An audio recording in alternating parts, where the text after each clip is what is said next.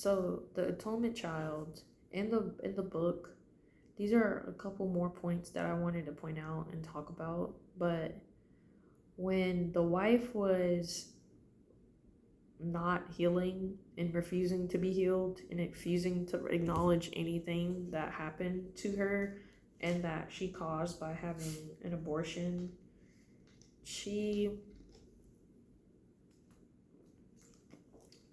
one of the parts that annoyed me so much was she's like, it said Doug said nothing, but she could feel his anger, and it said it filled her with a sick sense of satisfaction, sophistication, satisfaction, and despair that he was upset. If you're happy that somebody else is upset, that's demonic. Um, Question that. Ask God for forgiveness for that, because that's not godly at all. And then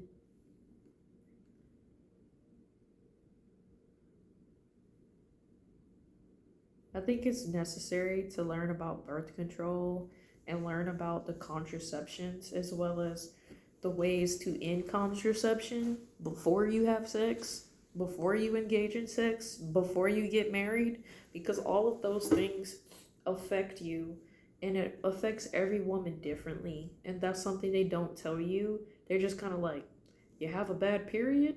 Take contraception. You have this, you have that, do this. But it's like, it affects every, ooh, excuse me, it affects every woman differently. And it's not right to just make blanket statements to women and them not know the truth about what's happening to their bodies as well as what can happen based off the choices they make. Because these are long lasting things that can happen. And it makes that clear in the book. And then, yeah, we can't make decisions based off of fear. Like, don't just have an abortion because you're afraid that somebody will leave you or because someone pressures you. And also, don't. Oh, bro. I do feel like we're called to not have sex before marriage. And if you're having sex, then you can have a child. If you're not, if you're forced to have sex and it happens, then there's options like adoption, and there's many options available. And in terms of my case, I was assaulted, and the truth is I was 11, so I was actually in fourth grade, fourth or fifth grade, and I was sexually abused by my uncle and my dad. But the reality is they didn't want to get caught, so they gave me pills to cause me to have an abortion. And then the reality is they don't want to get caught, so there's no way that probably would have happened where I could have the child anyway. But hypothetically speaking, if I could, I either would have been brainwashed by my uncle, lived with him, and people would have hid it, or they would have gave it to somebody and I would have not known. Well, I probably would have known.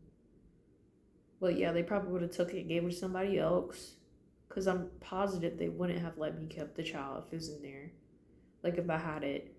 And then, or I would have just been sold off somewhere, because I'm pretty sure that was an option that my uncle wanted, but it didn't happen.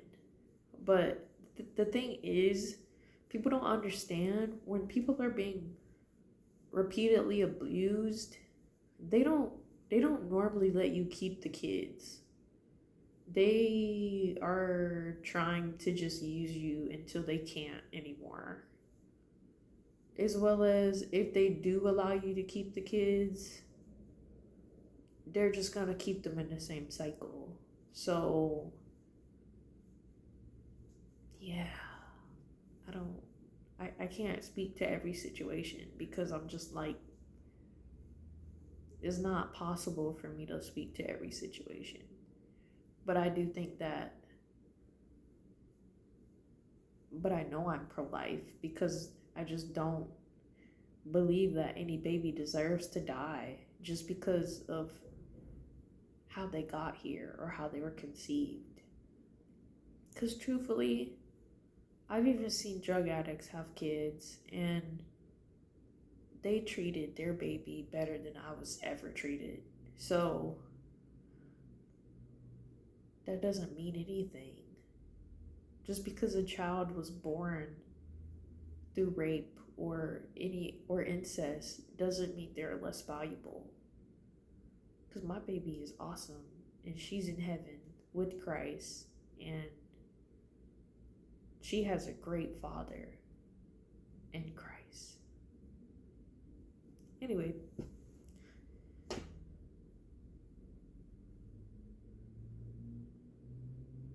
oh, also, uh, the pastor in the book tried to refer other Christian people and then thought this lady was a Christian therapist and she was not. It is very important to go to a Christian therapist because not everybody is able to have a Christian standpoint in therapy, and you need a therapist that has an opinion and that can point you to God when the conversation in your life is going to God. Because I literally have had the hardest time being here and not having a therapist that's Christian because they will just continue to point you to whatever therapy says, and sometimes therapy is also directed off of Buddhist.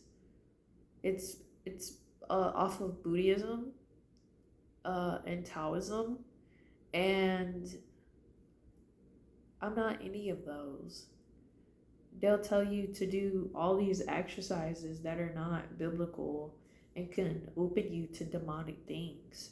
And if your therapist is just congratulating you for everything and never having a stance that's biblical, then all you're going to be doing is just validating people and causing them to be continuing the same cycles. But that's all I have. I think this is video 2 or 3, but see ya. God bless. Great book.